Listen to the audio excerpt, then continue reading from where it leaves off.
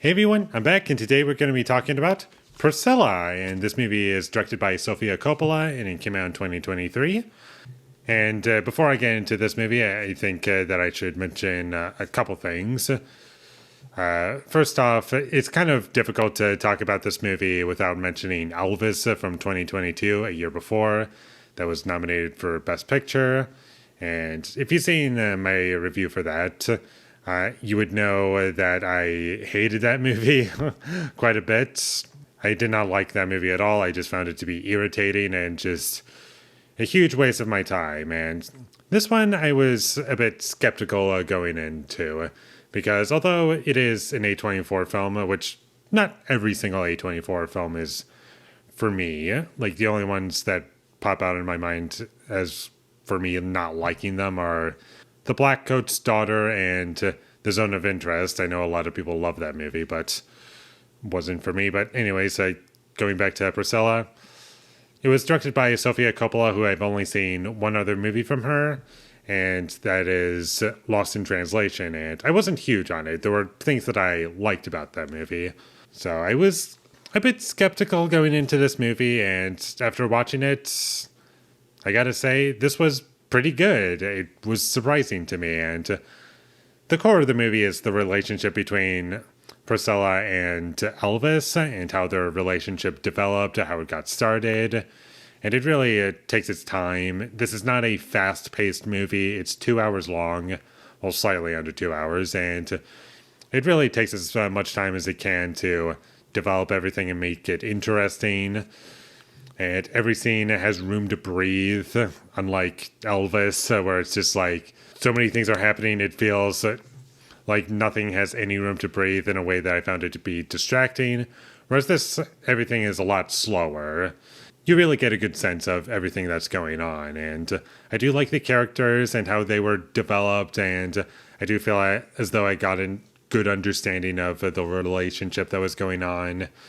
And the motivations for the characters made sense, especially Priscilla.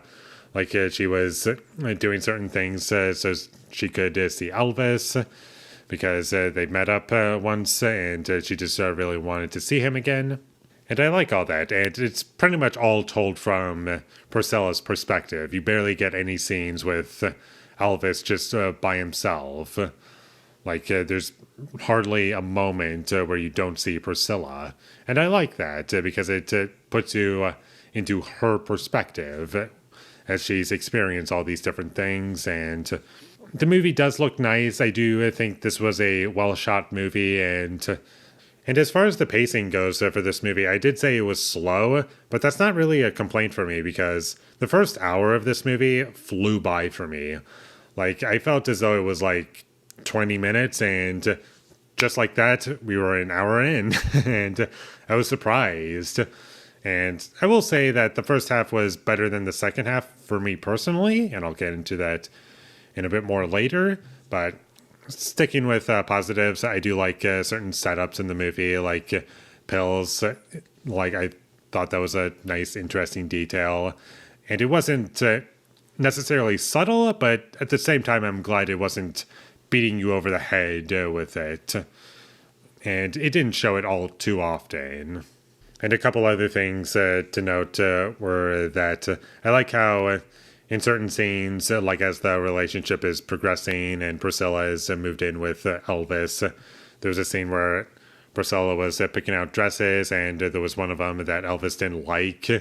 That was kind of the first scene that kind of stood out to me as everything has to be either his way or no way. That's really what was kind of being set up and shown. And like I said, it didn't beat you over the head too much. And there's nothing really like that in this movie. The movie never really got repetitive for me. And I always felt like I was getting something new, whether it be a huge thing or a kind of a tiny thing. Like, there was something new in every progressing scene. And I do also like the idea that Priscilla is constantly always at Elvis's house.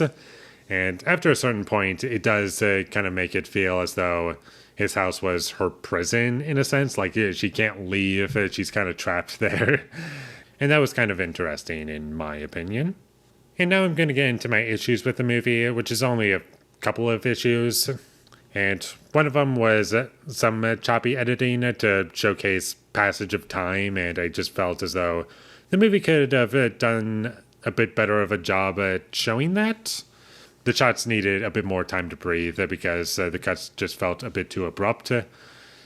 But can't really complain because it only lasted for like 20 seconds.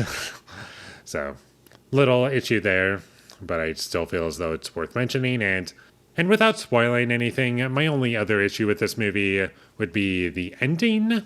I just feel as though it was a little weak. And it's not that conceptually what they do with the ending is bad or like it's something that's inaccurate or anything like that. It's just, I don't feel as though the buildup was there for it to have any emotional impact. Like, that's my biggest issue with this movie is that the ending it just kind of happened and I just didn't really feel anything when it happened.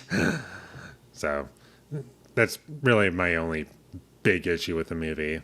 But who knows, if I were to rewatch this movie, maybe I won't feel that way. And I will be rewatching this movie because I really enjoyed it. And I do feel as though I got a lot out of it. So definitely check this movie out if you haven't already. And with all that being said, I'm going to give Priscilla a 7 out of 10. Thank you for watching my videos. As always, if you enjoyed this review, be sure to leave a like and comment down below you thought of Priscilla, and my social media links, they will all be in the description, so follow me there. And last but not least, subscribe to be a part of Foley Nation, and I'll see you when I get my next review up, and that is going to be for Con Air. So look forward to that, but until I get that up, thank you for watching and have a great day.